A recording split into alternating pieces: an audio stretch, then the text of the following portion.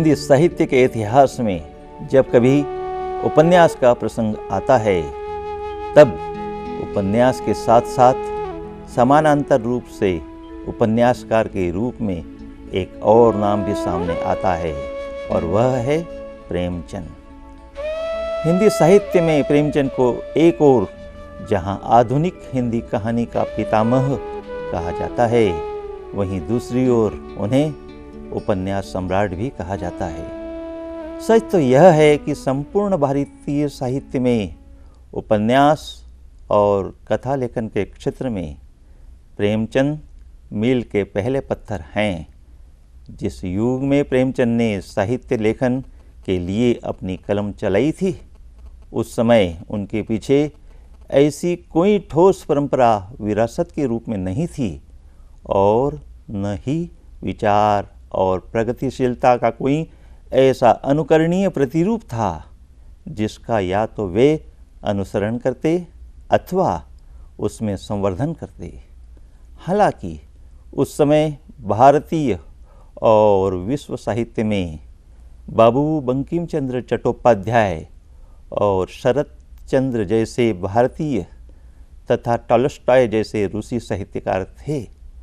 इन सब के बीच प्रेमचंद ने अपनी उपन्यास कला के शिखर तक पहुंचने के लिए अनेक प्रयोग किए।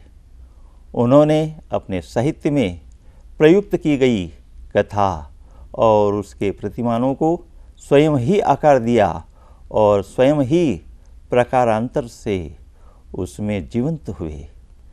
जब आप लिख रहे थे, उस समय भारत में स्वतंत्रता का आंदोलन अपने चरम पर था। ऐसे समय में आपने अपने कथा साहित्य के द्वारा हिंदी और उर्दू भाषा में जो अभिव्यक्ति दी, उस अभिव्यक्ति ने राजनीतिक धरातल पर जनसाधारण में आंदोलन के प्रति उत्साह का संवर्धन किया। प्रेमचंद का संबंध उनकी विचारधारा के कारण प्रगतिशील भी रहा है। सन 1936 में आपने सभापति के रूप में प्रगतिशील लेखक संघ के प्रथम सम्मेलन में जो उद्बोधन भाषण दिया था, वही प्रगतिशील आंदोलन के घोषणा पत्र का आधार बना। प्रेमचंद ने हिंदी कहानी की जिस परंपरा को जन्म दिया था, सभी जानते हैं कि एक पूरी पीढ़ी उस परंपरा के निर्वाह में उनके कदमों पर आगे बढ़ी।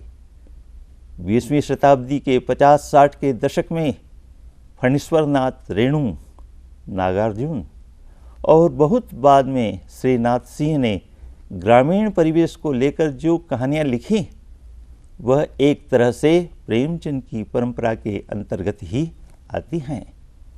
आप एक क्रांतिकारी रचनाकार थे। आपने देशभक्ति के साथ साथ समाज में फैली हुई अनेक कुरीतियों और विसंगतियों को भी देखा और उन सब को अपने कथा और उपन्यास साहित्य के माध्यम से सबसे पहली बार समाज के सामने रखा। आपने तत्कालीन समय में समाज की जो भी समस्याएं और कुरीतियां थी, उन सभी को अपने साहित्य में चित्रित करना प्रारंभ कर दिया था। इनमें दलित भी सम्मिलित थे और नारी भी। ये विषय आगे चलकर हिंदी साहित्य में विमर्श का आधार बनते हैं। प्रेमचंद का वास्तविक नाम धनपत राय श्रीवास्तव था। आपको मुंशी प्रेमचंद और नवाब राय के नाम से भी जाना जाता रहा है। आपने सबसे पहले उर्दू में नवाब राय के नाम से लिखना प्रारंभ किया था। प्रेमचंद को बंगाली उपन्यासकार श्री शरत चंद्र चट्टोपाध्याय ने उपन्यास सम्राट के नाम से सम्मानित किया था। बाद में आपके अनेक प्रशंसकों ने आपको कलम का सिपाही और कलम का जादूगर भी कहा। यह कम रोचक नहीं है कि प्रेमचंद को मुंशी प्रेमचंद कहा जाता है। प्रेमचंद प्रारंभ में अध्यापक थे और उस समय अध्यापकों को मुंशी कहा जाता था। इसी तरह उस समय कायस्थों में किसी के नाम के आगे सम्मान स्वरूप मुंशी शब्द लगाने की परंपरा रही थी। हो सकता है कि प्रेमचंद के नाम के साथ मुंशी शब्द जुड़कर रूढ़ हो गया हो, किंतु प्रेमचंद के नाम के साथ मुंशी शब्द जुड़ने का प्रामाणिक कारण यह भी रहा है कि तब प्रेमचंद और कन्हैयालाल माणिकलाल मुंशी दोनों मिलकर हंस नामक पत्रिका का संपादन करते थे। पत्रिका में संपादक का पूरा नाम न छापकर केवल मुंशी प्रेमचंद छपा रहता था। मुंशी कन्हैयालाल मुंशी के लिए था और प्रेमचंद प्रेमचंद के लिए था। कालांतर में पाठकों ने मुंशी तथा प्रेमचंद को एक समझ लिया और प्रेमचंद मुंशी प्रेमचंद बन गए। प्रेमचंद का जन्म 31 जुलाई सन 1880 में उत्तर प्रदेश के वाराणसी नगर के निकट लमही गांव में हुआ था। आपकी माताजी का नाम श्रीमती आनंदी देवी तथा पिता का नाम श्री अजायब राय था। खेती आपके घर का मुख्य व्यवसाय था, किंतु निर्धनता के कारण विवश होकर आपके पिता को 20 रुपये मासिक वेतन पर डाकखाने में लिपिक की नौकरी करना पड़ी थी। यही कारण था कि बचपन से ही आपको कृषक जीवन और निम्न मध्यम वर्ग के जीवन की कठिनाइयों का अनुभव हुआ। यह वह समय था जब आपकी छोटी छोटी अभिलाषाएं भी प्रायः अपूर्ण रह जाती थी।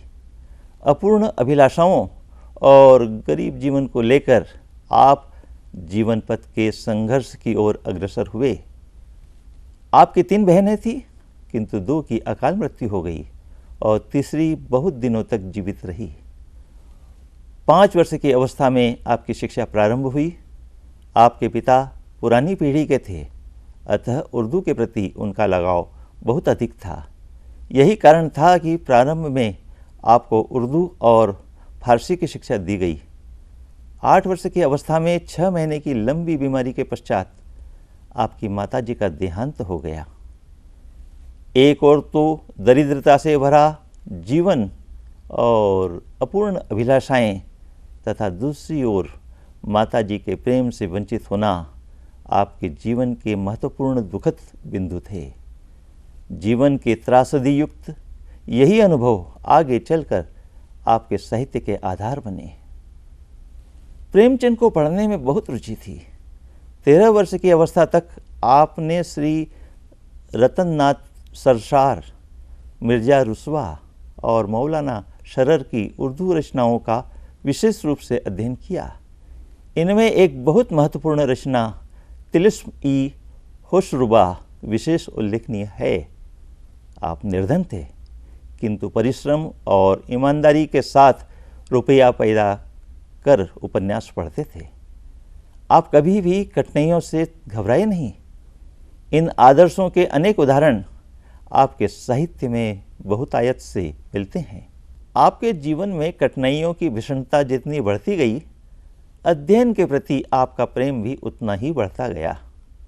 जीवन के पथरीले और कांटों से भरे हुए ऊबड़ खाबड़ मार्ग पर अपने लहूलुहान पैरों और हृदय को लेकर आप निरंतर अपने लक्ष्य की ओर बढ़ते गए।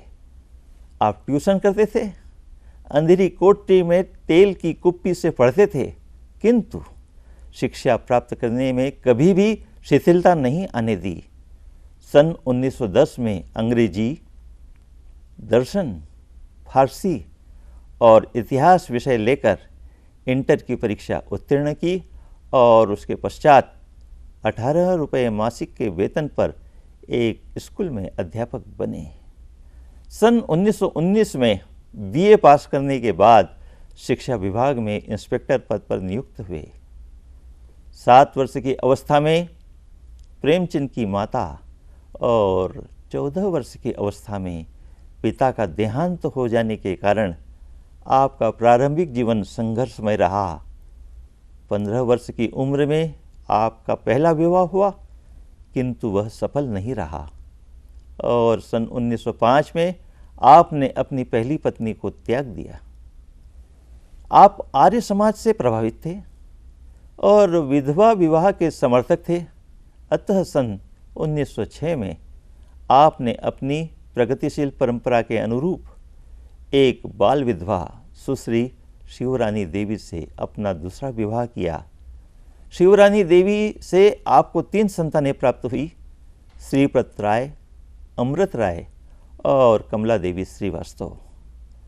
सन 1910 में आपकी रचना सोजे वतन अर्थात राष्ट्र का विलाप के लिए हमीरपुर के जिला कलेक्टर ने आपको बुलाकर आप पर जनता को भड़काने का आरोप लगाया और सोजे वतन की सभी प्रतियां जब्त कर नष्ट कर दी गई और भविष्य में जेल भेजने की धमकी भी दी गई।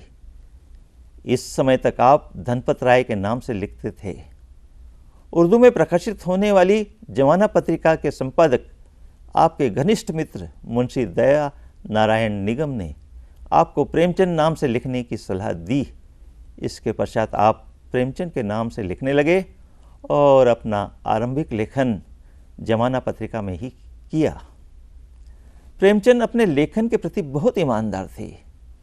अंधेरी कोठरी में तेल की कुप्पी के उजाले में जब वे लिखते थे और जब आपको नींद आती थी तो वे कुप्पी के तेल को अपनी आंखों में मल लेते थे, जिससे उन्हें जलन के कारण नींद न आए और वे रात रात भर लिखते रहें। प्रेमचंद सांप्रदायिक संकीर्णता से बहुत ऊपर थे। उन्होंने अपने विचारों की स्वतंत्रता तथा लेखक की स्वाधीनता को बनाए रखने का बराबर प्रयत्न किया। अंग्रेजी सरकार ने अनेक बार आपका दमन करना चाहा, फिर भी आप उनके सम्मुख नतमस्तक नहीं हुए। कुछ दिनों तक आपने एक राष्ट्रीय शिक्षण संस्था काशी विद्यापीठ में शिक्षण कार्य किया। लेखन कार्य के अतिरिक्त आपने जमाना ज्ञान मंडल लिमिटेड वाराणसी द्वारा प्रकाशित मर्यादा, माधुरी, जागरण तथा हंस आदि पत्रों का समय समय पर संपादन करते हुए साहित्य में उच्च आदर्शों की स्थापना की। यहाँ यह बात विशेष उल्लेखनीय है कि आपने महात्मा गांधी के आह्वान पर अपनी नौकरी छोड़ दी थी।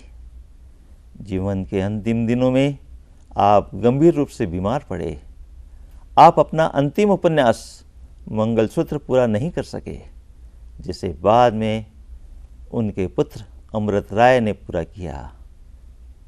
लंबी बीमारी के पश्चात 8 अक्टूबर सन 1936 में आपका निधन हो गया। प्रेमचंद बहुमुखी प्रतिभा संपन्न साहित्यकार थे। आपने उपन्यास और कहानी के अतिरिक्त नाटक, लेख, समीक्षा, संपादकीय और संस्मरण आदि अनेक विधाओं में भी अधिकारपूर्वक लिखा है। प्रमुख रूप से प्रेमचंद की पहचान कहानीकार और उपन्यासकार के रूप में हुई है। आपने 1 दर्जन से अधिक उपन्यास, 300 से कुछ अधिक कहानियाँ, 3 नाटक, 10 अनुवाद, 7 बाल पुस्तकें तथा हजारों पृष्ठों के लेख, संपादकीय, भाषण, भूमिका और पत्र आदि की रचना की। आपने हिंदी और उर्दू भाषा में समान अधिकार से लिखा। प्रारंभ में आपने उर्दू में लिखना प्रारंभ किया, बाद में आप हिंदी में लिखने लगे। प्रेमचंद की सबसे पहली मौलिक कहानी संसार का अनमोल रत्न बताई जाती है, जो सन 1907 में जमाना में छपी थी। हालांकि आपके साहित्यिक जीवन का प्रारंभ सन 1901 से प्रारंभ हो चुका था। पहले आप रविंद्रनाथ टैगोर की कहानियों के उर्दू अनुवाद करते रहे, बाद में स्वयं भी उर्दू में मौलिक कहानियाँ लिखने लगे। प्रेमचंद नाम से आपकी पहली कहानी बड़े घर की बेटी जमाना पत्रिका के दिसंबर सन 1910 के अंक में प्रकाशित हुई। कुछ विद्वानों के अनुसार आपकी पहली हिंदी कहानी सौत सरस्वती पत्रिका के दिसंबर अंक में सन 1915 में प्रकाशित हुई और सन 1936 में अंतिम कहानी कफन के नाम से प्रकाशित हुई। प्रेमचंद के साहित्य में जीवन के अनेक रंग देखने को मिलते हैं। प्रेमचंद के आगमन के पूर्व हिंदी में काल्पनिक, अय्यारी और पौराणिक धार्मिक रचनाएं ही लिखी जाती थी। प्रेमचंद ने हिंदी में यथार्थवाद की शुरुआत की। कहा जाता है कि प्रेमचंद का साहित्य आदर्शोन्मुखी यथार्थवाद है। मुंशी प्रेमचंद हिंदी के पहले सर्वोत्कृष्ट मौलिक उपन्यासकार हैं।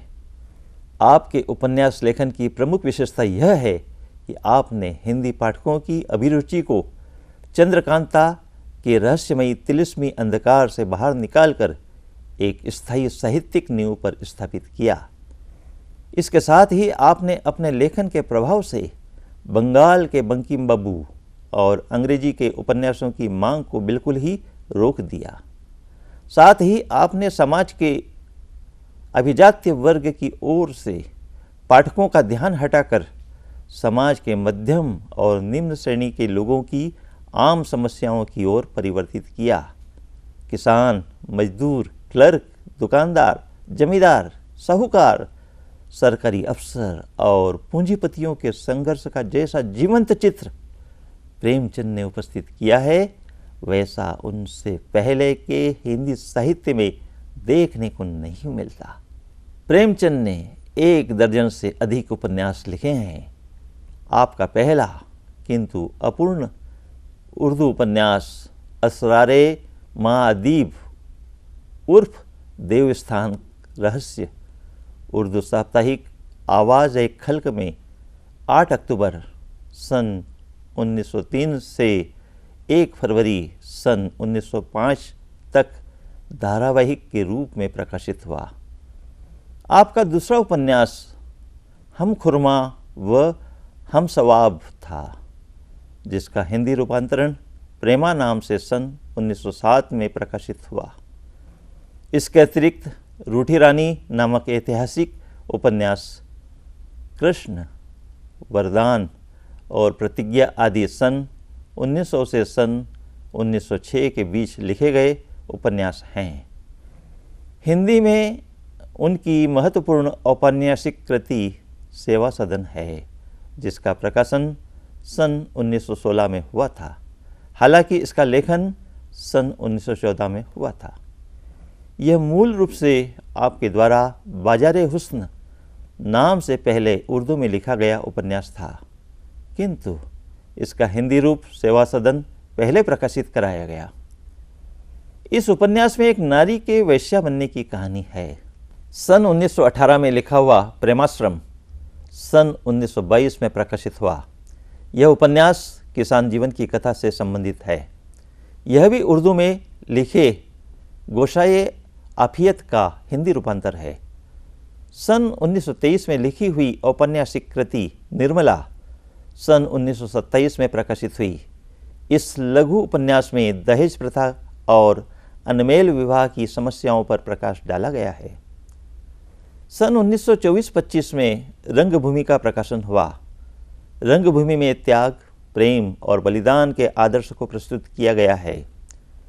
इस उपन्यास का नायक सूरदास तत्कालीन लोक नेता महात्मा गांधी की प्रतिमूर्ति है, जो अपने अधिकारों के लिए बड़ी से बड़ी शक्ति से भी संघर्ष करने के लिए प्रस्तुत है। त्याग और बलिदान उसके सबसे बड़े शस्त्र थे। इसके पश्चात सन 1928 में कायाकल्प और सन 1930 में गबन प्रकाशित हुए। कायाकल्प में सामाजिक समस्याओं के साथ साथ जन्म जन्मांतर तक चलते रहने वाले प्रेम की एक अद्भुत कहानी का वर्णन किया गया है। गबन नामक उपन्यास में एक मध्यम वर्गीय परिवार की परिस्थितियों का चित्रण यथार्थवादी शैली में हुआ है। इस उपन्यास में स्त्रियों के आभूषण प्रेम तथा मध्य वर्गीय पुरुषों के मिथ्या आत्म प्रदर्शन का दुष्परिणाम दिखाया गया है। सन 1932 में प्रकाशित कर्मभूमि में हिंदू मुस्लिम एकता, अछूतोद्धार तथा किसानों के उत्थान की कथा है। इस उपन्यास में तत्कालीन आंदोलन की प्रतिच्छाया स्पष्ट रूप से अंकित हुई है। सन 1936 में गोदान का प्रकाशन हुआ। यह प्रेमचंद के जीवन काल का सबसे अंतिम पूर्ण उपन्यास है। विश्व साहित्य के प्रमुख उपन्यासों में गोदान का स्थान आज भी प्रासंगिक है। यह प्रेमचंद की सर्वश्रेष्ठ कृति है। इस उपन्यास को ग्रामीण जीवन का महाकाव्य भी कहा जाता है। इस उपन्यास में प्रेमचंद की साहित्य संबंधी विचारधारा आदर्शोन्मुख यथार्थवाद से आलोचनात्मक यथार्थवाद तक की पूर्णता प्राप्त करती है। एक सामान्य किसान को पूरे उपन्यास का नायक बनाना भारतीय उपन्यास परंपरा की दिशा बदल देना जैसा था। सामंतवाद और पूंजीवाद के चक्र में फंसकर कथानायक होरी की मृत्यु पाठकों के हृदय को झकझोर देती है। मंगलसूत्र प्रेमचंद का अपूर्ण उपन्यास था, जिसे उनके पुत्र अमृत राय ने पूर्ण किया। प्रेमचंद ने 300 से भी कुछ अधिक कहानियां लिखी हैं। आपने रविंद्रनाथ टैगोर की अनेक कहानियों के उर्दू अनुवाद प्रकाशित कराए। बाद में आपने उर्दू में मौलिक कहानियां भी लिखी, जो कानपुर के जमाना तथा इलाहाबाद के अदीब नामक पत्रों में प्रकाशित होती रही। प्रेमचंद की सबसे पहली मौलिक कहानी संचार का अनमोल रत्न बताई जाती है, जो सन 1907 में जमाना में छपी थी। सन 1908 में आपका सोजे वतन नामक उर्दू कहानी संग्रह प्रकाशित हुआ। सन 1917 से प्रेमचंद के जो कहानी संग्रह प्रकाशित हुए, उनमें प्रमुख हैं सप्त सरोज, नवनिधि, प्रेम पूर्णिमा, बड़े घर की बेटी, लाल फीता, नमक का दरोगा, प्रेम पचीसी, प्रेम पसुन, प्रेम द्वादशी, प्रेम प्रतिमा, प्रेम प्रमोद, प्रेम तीर्थ, 5 फूल, प्रेम चतुर्थी, प्रेम प्रतिज्ञा, सप्त सुमन, प्रेम पंचमी, प्रेरणा, समर यात्रा, पंच प्रसून, नवजीवन, बैंक का दिवाला, शांति और अग्नि समाधि आदि। प्रेमचंद की मृत्यु के पश्चात भी उनकी कहानियों के अनेक संस्करण निकले हैं। प्रेमचंद की लगभग सभी कहानियों का संग्रहण मानसरोवर नाम से 8 भागों में प्रकाशित हो चुका है। आपकी प्रमुख कहानियों में पंच परमेश्वर, गुल्ली डंडा, 2 बैलों की कथा, ईदगाह, बड़े भाई साहब, पूस की रात, कफन, ठाकुर का कुआं, सतगति, बूढ़ी काकी, नमक का दरोगा, मंत्र और दूध का दाम विशेष उल्लेखनीय हैं। प्रेमचंद की कहानियों में भारतीय समाज के मध्य वर्ग के अत्यंत सजीव चित्र उपलब्ध हैं। उपन्यास और कहानी के अतिरिक्त प्रेमचंद ने नाटक, निबंध, जीवनी जैसी अन्य विधाओं पर भी अधिकार से लिखा है। इसके अतिरिक्त आपने अनुवाद भी किए हैं। आपके 3 नाटक संग्राम, करबला और प्रेम की वेदी लिखे हैं। आपके अनेक आलोचनात्मक लेख जागरण और हंस के विभिन्न अंकों में प्रकाशित हुए हैं। इनमें से कुछ का संग्रह कुछ विचार नामक पुस्तक में भी उपलब्ध है। महात्मा शेख सादी, दुर्गादास और कलम, तलवार और त्याग आदि जीवनियाँ उल्लेखनीय हैं। जीवनसार आपकी आत्मकहानी है, जो हंस में प्रकाशित हुई है। आपने अनेक अनुवाद भी किए। बच्चों के लिए लिखी गई रचनाओं में मनमोदक, कुत्ते की कहानी, जंगल की कहानियाँ और रामचर्चा विशेष उल्लेखनीय हैं। अपने जीवन के अंतिम दिनों में प्रेमचंद फिल्मी दुनिया से भी जुड़े। आपने मोहन दयाराम भवनानी की अजंता सिनेटोन कंपनी में कहानी लेखक की नौकरी भी की। सन 1934 में प्रदर्शित मजदूर नामक फिल्म की कथा लिखी और कॉन्ट्रैक्ट की साल भर की अवधि पूरे किए बिना ही 2 महीने का वेतन छोड़कर बनारस भाग आए। इसके अनंतर प्रेमचंद हिंदी सिनेमा में सबसे अधिक लोकप्रिय साहित्यकारों में से एक हैं। प्रसिद्ध फिल्मकार सत्यजीत राय ने सन 1977 में शतरंज के खिलाड़ी तथा सन 1981 में सदगति नामक प्रेमचंद की 2 कहानियों पर यादगार फिल्में बनाई। प्रेमचंद के देहांत के 2 वर्षों बाद सुब्रह्मण्यम ने सन 1938 में सेवा सदन उपन्यास पर फिल्म बनाई, जिसमें सुब्बा लक्ष्मी ने मुख्य भूमिका निभाई थी। सन 1977 में मृणाल सेन ने कफन पर आधारित ओका उरी कथा नाम से एक तेलुगु फिल्म बनाई, जिसको सर्वश्रेष्ठ तेलुगु फिल्म का राष्ट्रीय पुरस्कार भी मिला। सन 1963 में गोदान और सन 1966 में गबन उपन्यास पर लोकप्रिय फिल्म बनी।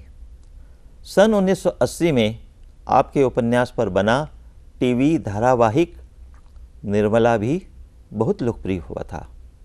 प्रेमचंद एक ऐसे बहुआयामी साहित्यकार हैं जिन्होंने हिंदी साहित्य में उपन्यास और कहानी के अतिरिक्त अन्य अनेक विधाओं में अधिकारपूर्वक लिखा है।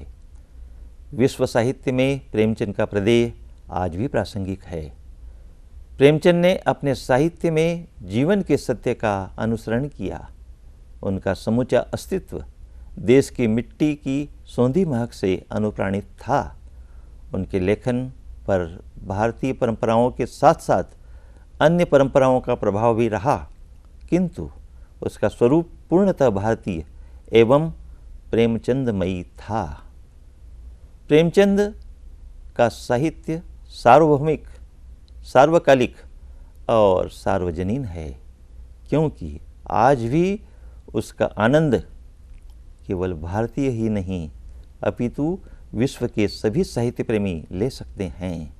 उन्होंने अपने साहित्य में आदर्श की स्थापना के साथ साथ जीवन के यथार्थ रूप का भी बहुत शालीनता से चित्रण किया है।